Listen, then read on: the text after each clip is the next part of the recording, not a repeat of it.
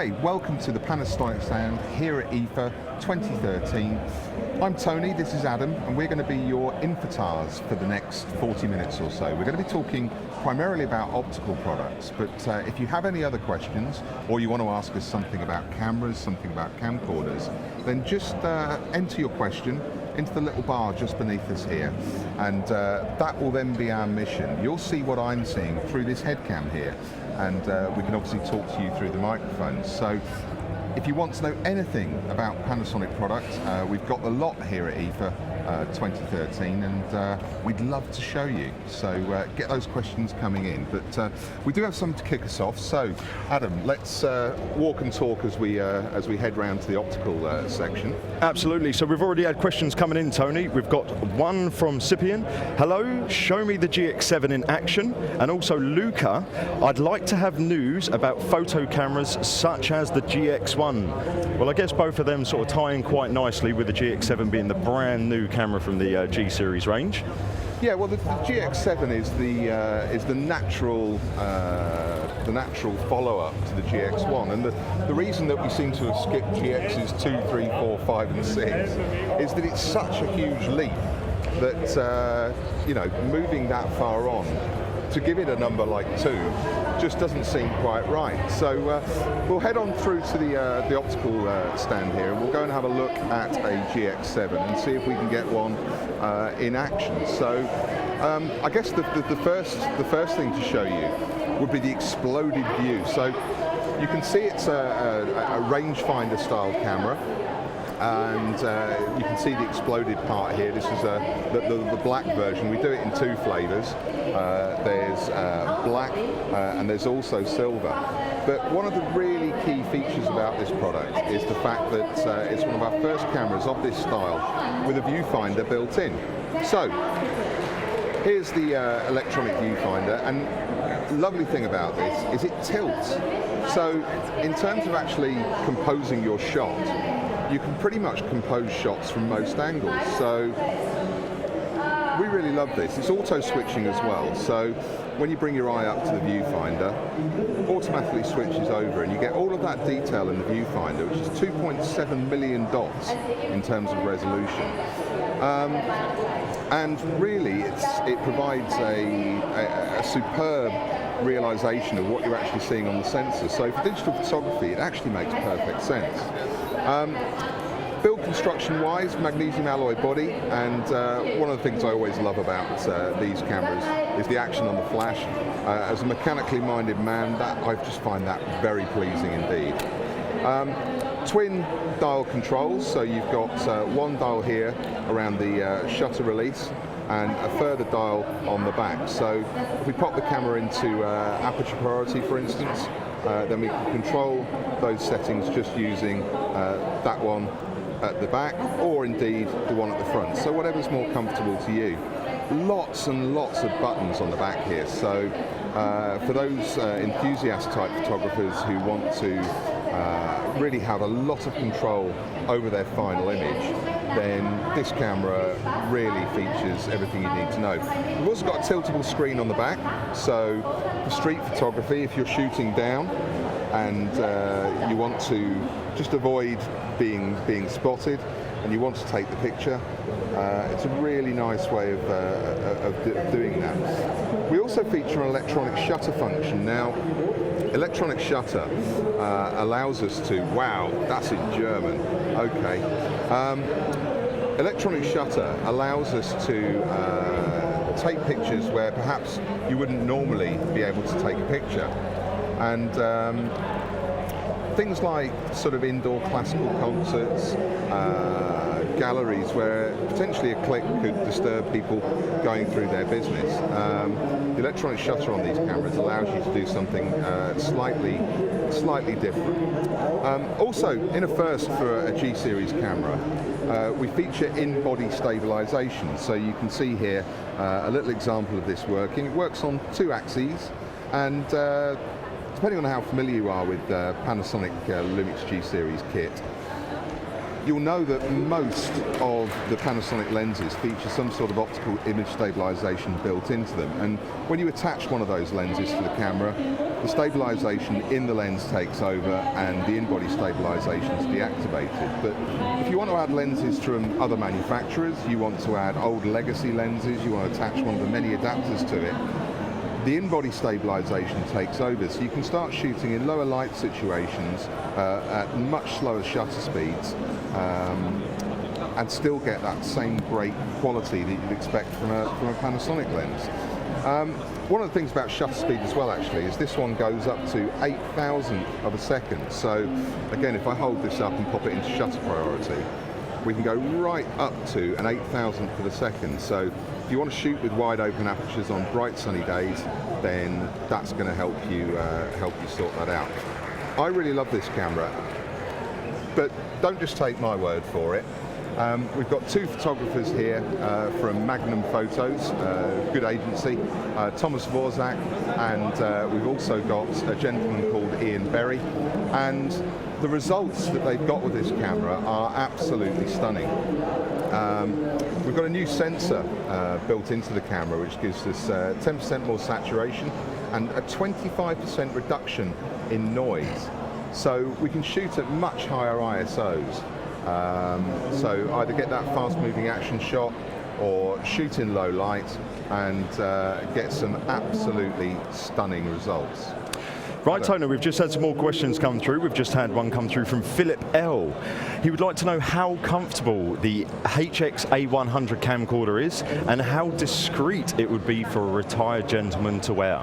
And actually, I think they've got a show just going on where they're using the camera in action. They are using the camera in action up there on the stage. So our rock climbers, and yesterday this brought about lots of questions about what was going on behind the curtain.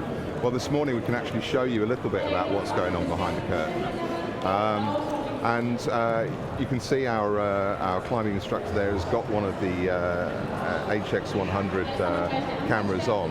But it's probably better if I try and find a mirror, because I'm actually using the HX100 to broadcast this event. So let me just wander over here. Excuse me, gentlemen. Thank you very much. Excuse me. The joys of live television and large crowded spaces. So if I just find a mirror, and there's one over in the TV department, and we can explain a little bit about how this clips on. So here I am, here's my HX100 camera, and we've got a sort of headpiece that comes around the back of the camera here. And as you can see, it's not particularly discreet. People will know that something is going on, and we're attracting quite a lot of attention here on the stand by walking around with it. But there are other methods of mounting the camera and other ways in which you can use the camera. So I'm just going to head over to the HD camcorder stand. And you'll see that there are several different mounting options for the camera, and really it's designed for sort of people who want to take video in very sort of outdoor, challenging conditions. Excuse me, please, sir. Could I squeeze past you there? Thank you. So here's the headset unit. That's the one on the left there, and you can see it connects to the recording device. One of the things you will notice about the HX100 is that it doesn't have a screen. You'll need to connect this to a smartphone or a tablet to be able to see what the camera's seeing.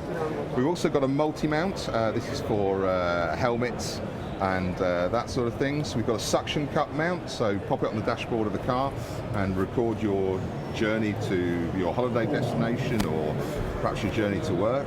And then we've also got a handlebar mount as well. So it is very small, it is quite discreet, but choosing on how you want to mount it would probably answer your question there, sir. So I hope that helps. Great stuff. Right, question from Freddie V. I wonder if there's a new model of the FZ200 on the market, and is it going to be at the fair? Because he would like to purchase it. Okay, well, assuming you don't already have an FZ200, it's one of these cameras that is an absolutely stunning development, and I'm just going to see if I can grab one. Well, this is the FZ72 that we've got here. The FZ72 is not quite as highly specified as the FZ200. The FZ200 only came out last year, or earlier this year, and has been incredibly well received. The FZ72 is slightly different in that it offers a 60 times zoom, and you'll see if we pop it into aperture priority that as we zoom, the aperture gets smaller until we get back to the wide angle and the aperture gets larger again. The FZ200 is kind of unique because it has the ability to, gentlemen, can I grab that FZ200? Thank you very much indeed. So you'll see on the side of the camera there, it says f2.8. Now it goes from 25mm to 600mm, and that's roughly around 24 times zoom. But the thing you'll notice with this camera is that as we point it out into the show, we'll wind the aperture all the way down. So wind the aperture down to f2.8, but then as we zoom in, the aperture remains constant. This was a feature on Panasonic cameras a number of years back, but this allows us, even at telephoto ends, to shoot in very low light conditions and get wonderful control over depth of field. So there's no update planned for the FZ200 at this very moment. Thank you very much indeed. But we hope to have something maybe in the pipeline in the next year, so watch this space. Okay, we've got a couple more questions coming through. One of them is about camera manager. Can he use his camera to visually watch things in store? And also, can I secure my home inside using the cameras? Okay, let's head over to the camera display. Now we're going to head into the home appliance area. Terrifying area for me. Let's just squeeze past you there, sir. Thank you very much. So Camera Manager is a new cloud-based system for CCTV that allows you to dial into the feed from your cameras from anywhere. It's cloud-based, so it lives on the internet. And over here we've got an example of Camera Manager by Panasonic. So you can see on the television screen here, there's me. Adam's kind of hiding around, just around there, trying desperately to get out of the camera view. But this will allow you to dial into your cameras, and you can see a couple of examples of the cameras on the wall here, and dial in from anywhere. So keep an eye on what's going on at home.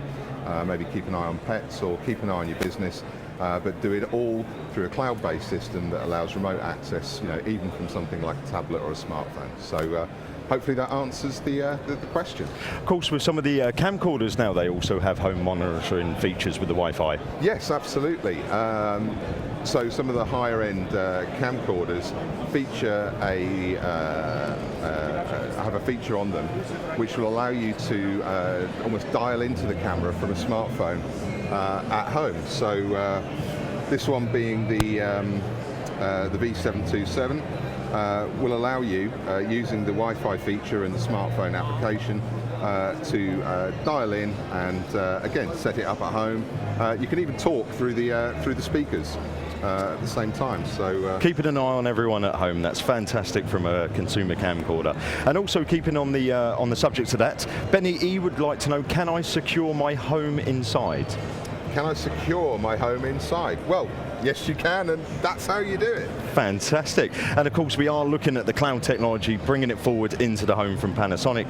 Okay, Anthony G, what cameras do you have for sea divers?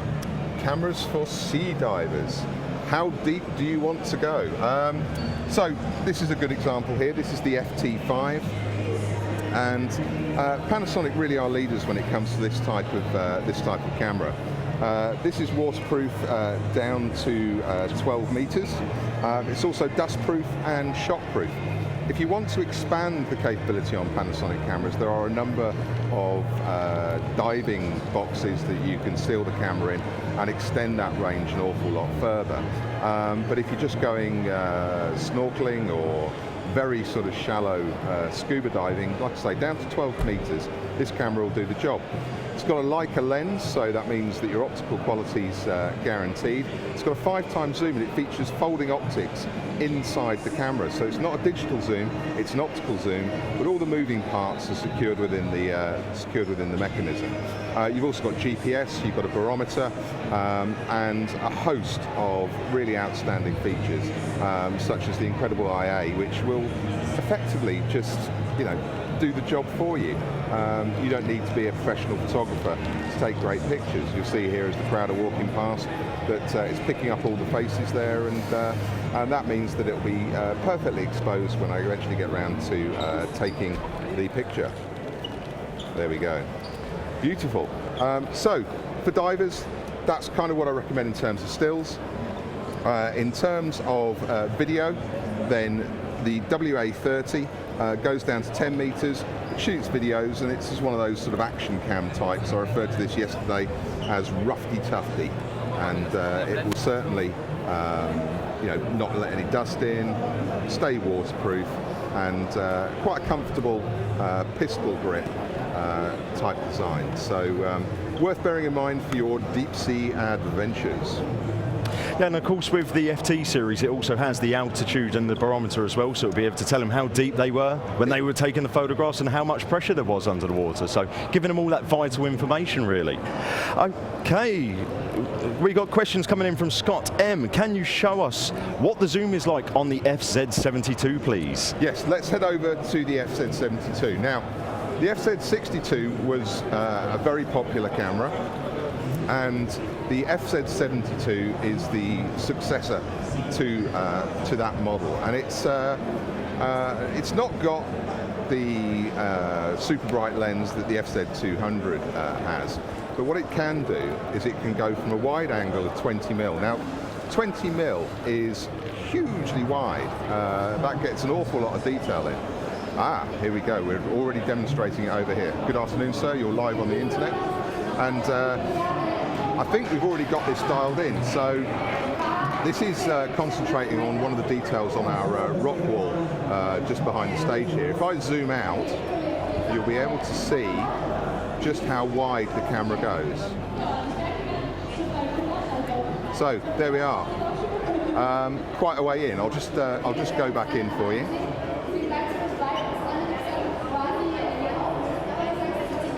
But personally, I took this camera to a bird show in the UK about 3 weeks ago, and we were showing it to all sorts of people who like to take wildlife photographs and pictures of things that are obviously a long way away. And it went down an absolute storm. The fact that they could get a great picture, the intelligent auto still worked at the end of the zoom range, so it kind of knows what you're taking pictures of, whether that's like a macro shot, whether it's a portrait, whether it's a scenery shot, and adjusts all the settings accordingly. And quite often when people use this type of camera, they're using it for that sort of outdoor activity, and it's often a record rather than trying to take a beautiful picture. Well, you can get your record with this and take a beautiful picture. Okay, thank you very much, Tony. David B, what lenses are made for Lumix G? Lumix G lenses. Now, we've got a huge lineup of lenses, and I think we're going to struggle to get to them over here, but we can see some Lumix lenses in this cabinet here. So let's just get down onto a level. So we start off with things like kit lenses. We've got a 1442 on the left-hand side there. Now, because the sensor inside Lumix G cameras is half the size of a full-frame sensor, what you need to do with the numbers on these lenses is double them up to get the 35mm equivalent. So if you're used to shooting on a full-frame camera, then double the numbers on there. So 14 to 42 becomes 28 to 84. And if anybody's wondering about the optical zoom on that, it's a 3 times optical zoom, because 14 goes into 42 3 times. But we don't tend to talk about optical zoom with these lenses because they're interchangeable, and we tend to talk about focal length. But if you're thinking, well, 14 to 42 doesn't go as far as the lens on a full frame camera, well, it does. You get in the same field of view. We've also got compact cameras in those ranges. We've also got a couple of very special lenses, and you can see right in front of me now the 1235. The 1235 is a constant aperture f2.8 lens, and that means that even at the telephoto end, there's no reduction in aperture. So it becomes incredibly useful tool. You may recognise the focal length as being 24-70, which again is a very important focal length for full-frame camera users. We've got all sorts here, a 35-100, which is the partner to the 12-35, a 7-14 super wide angle. It's what we call a rectilinear lens, which means that it's got a very sort of stretchy distortion on it, rather than that kind of round distortion that you get from something like the 8mm fisheye. We've got a 100-300, and this is, I think, the beauty of the Lumix G system. This is the largest lens that Panasonic produced for this system, and it is absolutely tiny. A similar lens on a full-frame camera could set you back thousands of pounds. It has its own tripod mount, whereas this doesn't look silly, even on a GF6. I can just show you this actually on a camera. And we've got all the lenses set up on GH3s pointing at the stage, but this is the largest lens we do, and you can see there in terms of the sun hood on that camera, that extends it a little bit. I can remove that, but that's as large as you'll ever need to go on a G series system. The beauty of this is that when you want to go and go on a shoot, take some shots, maybe take it away abroad with you, is that you can fit the camera body, charger, a couple of batteries, 4 lenses, all in one bag, and get right close to the action without ever really having to carry around loads of kit. There we go. So hopefully that's a brief tour. More information is available on the Panasonic global website in terms of the lenses available. But if you want to have a look at anything further, please just write the question down below, and we'll take a look at a particular lens if you wish. Fantastic, thank you, Tony. Alexandra D, can you control the camcorder with the iPad? Can you control the camcorder with the iPad? Yes, you can. So we have something called the Panasonic Image app, and the Panasonic Image app is available for both iOS and Android devices, and it's a very simple application. Just here, we've got it loaded onto this tablet here. This is an Android tablet, but it works in a very similar way for Apple products, so iOS operating devices.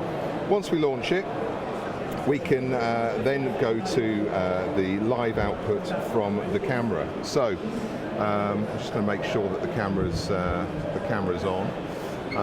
Card is full, but you can see now the output from the camcorder, and we can operate the zoom. We can start recording functions. We can actually access a lot of our shooting menus as well. Now, it's the same app for both camcorders and cameras, but live control settings, if we just go to, self-shot mode is now off. We can go, what else have we got on here? I can do the record setup, so let's just go into record setup, and that will allow us to choose the recording mode, picture size, turn intelligent auto on and off, backlight compensation, a number of different options, all available for you to control. So why not pop the camera on a tripod?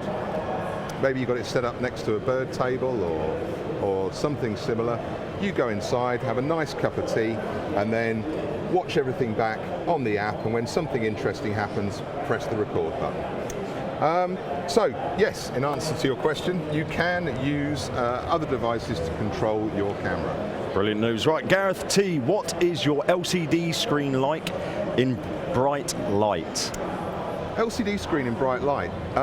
Again, this is a question that we're always getting. Now, does Gareth say what camera he's looking at? He hasn't mentioned which camera, but maybe if he wants to... Maybe I'll show him a couple. Show him a couple. So this is the OLED screen that we've got on the back of the GH3. Now, OLED is brilliant for camera screens. Super fast to respond, so for things like panning shots, you don't get any motion blur. But it's also got great levels of contrast, and you can see a huge amount of detail here. Now, with some cameras, when lights go onto this, it gets washed out. What we have inside all of the Lumix cameras is a way of controlling the screen's brightness. So LVF display style, LVF monitor style, on. Just trying to find the brightness setting. It is here somewhere. But in bright sunlight, the screen will actually get brighter. So the mistake a lot of people make is they think, well, in bright conditions I need a dark screen, and in dark conditions I need a bright screen. Well, actually the darker the conditions, the darker the screen you need, and the brighter the conditions, the brighter screen you need. And the camera will actually up the brightness, up and down, according to the conditions that you're shooting in. One thing I did notice, and I referred earlier to taking the FZ72 to a bird show, and when we took it to the bird show, again, one of the questions that people kept asking us was, can I take this outside and shoot in bright sunshine? I was delighted because it was a beautiful, bright, sunny day, and I could go outside and I could show them exactly what the camera is capable of doing. So let's find the screen menu on here.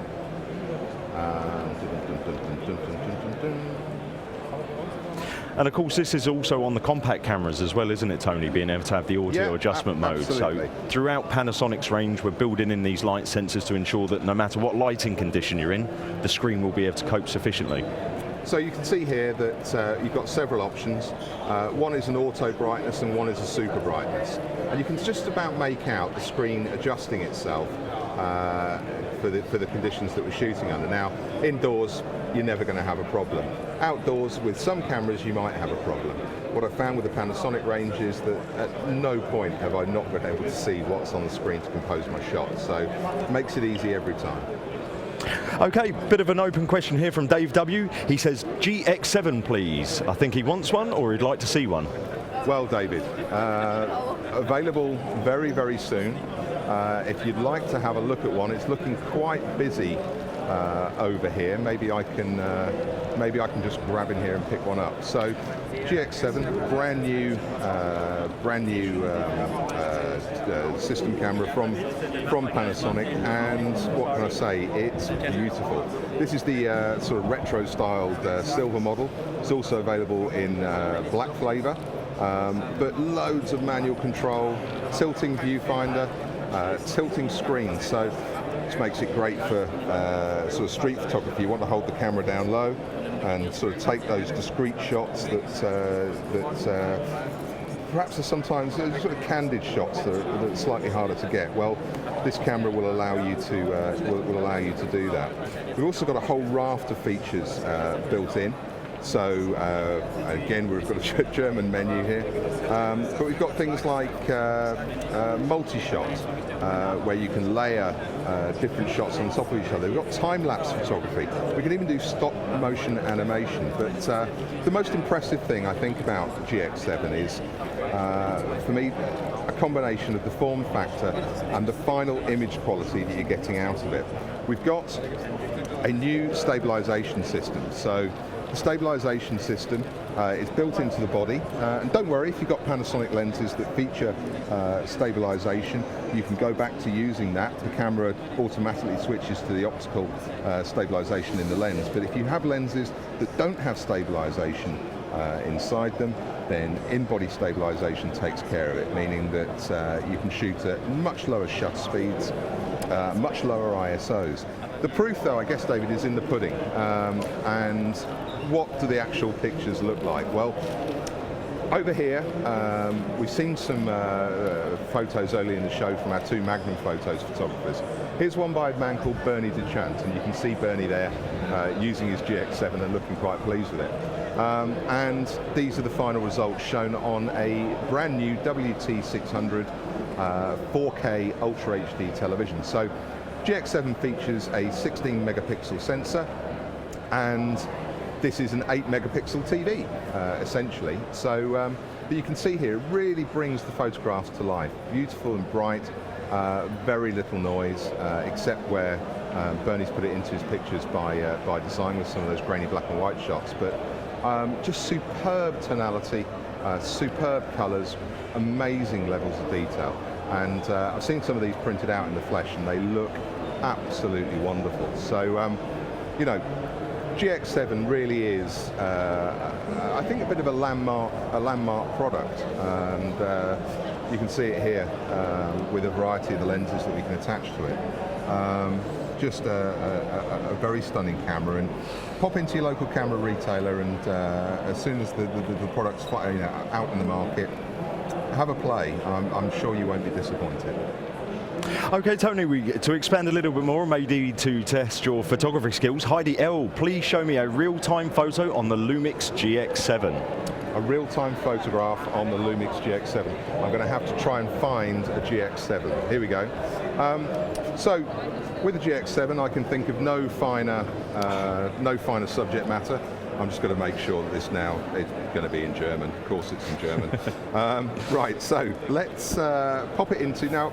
I quite like shooting in aperture priority, and we've got a 20mm f1.7 lens here.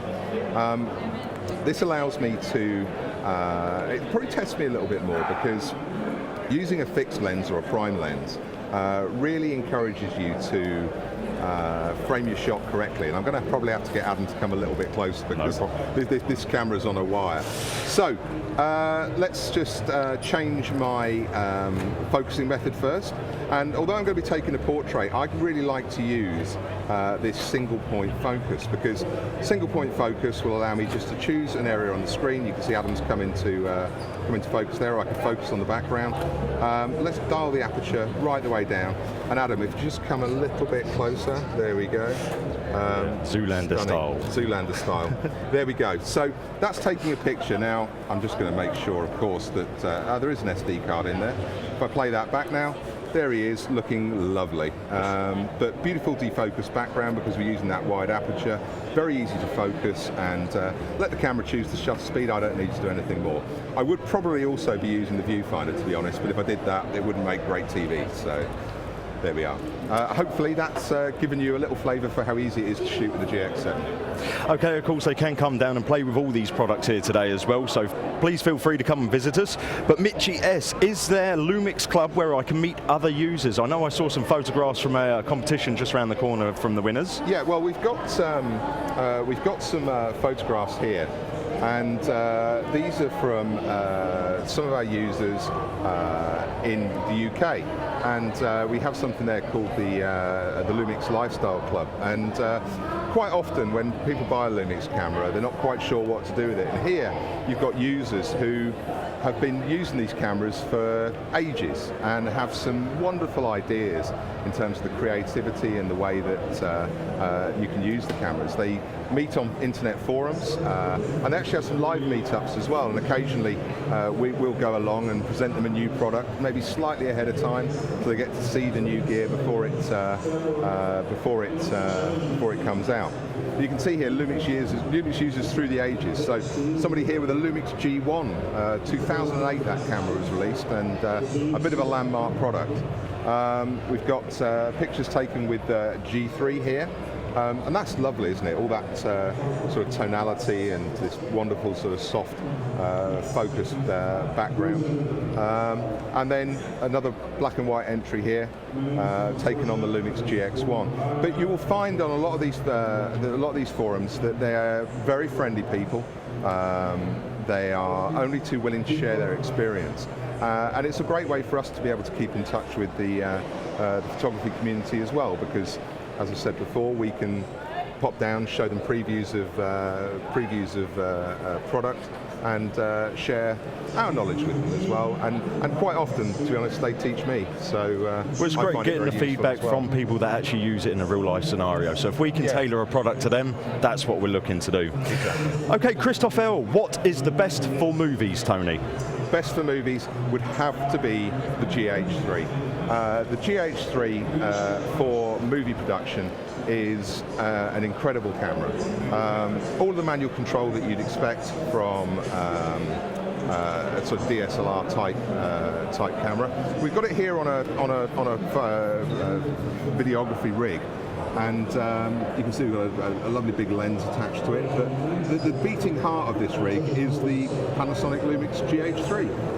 Shoots video at up to 72 megabytes a second, so full high definition video at a really high bit rate. And for instance, in the UK, the BBC has a minimum requirement for their HD content to be at 50 megabytes a second.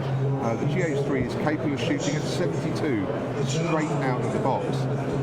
To give you an idea of the form factor, we've actually got some stuff up there that's been shot on GH3. So you can see professional videographers are actually using this to make music videos and even some feature films. But to give you an idea of the form, here we have one in the flesh, and this has got the 45-175 lens on it.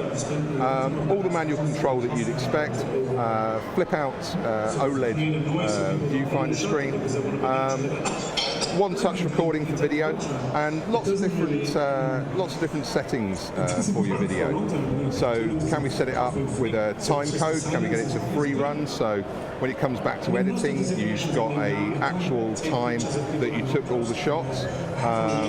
Shooting in MOV. Yeah, absolutely. Let's just come back out of there. And what sort of recording quality can we do? 50 progressive frames a second or 24 frames per second, no problem whatsoever. 25 frames per second at 72 megabytes, all intra recording. The quality that you get from this, and of course you need to back it up with good lens choices and frame your shots properly, but the pictures that come back will be absolutely stunning. Okay, question from Pascal T. I see a Leica lens. What is the link with Panasonic? So Panasonic and Leica have been in partnership now for over 10 years, and Leica chose to partner with Panasonic because of our ability to produce aspherical lenses, very high quality pieces of glass that require a degree of precision engineering. And so Leica vet all of our lens designs. They come back to us with recommendations based upon those designs and what we want those lenses to do.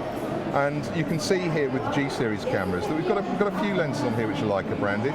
We've got a 25mm Leica Summilux, which is an f1.4, so super bright, great depth of field, brilliant in low light.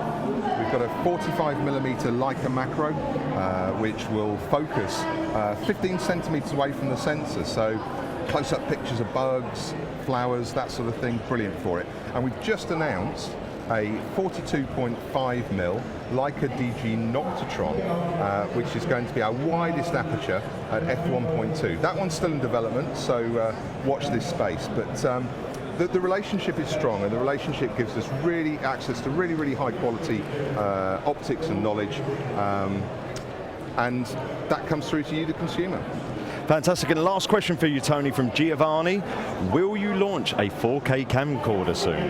Will we launch a 4K camcorder soon? Well, we have a prototype of a 4K camcorder over in the 4K corner.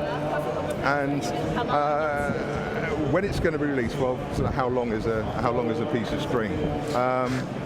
It's always difficult to say with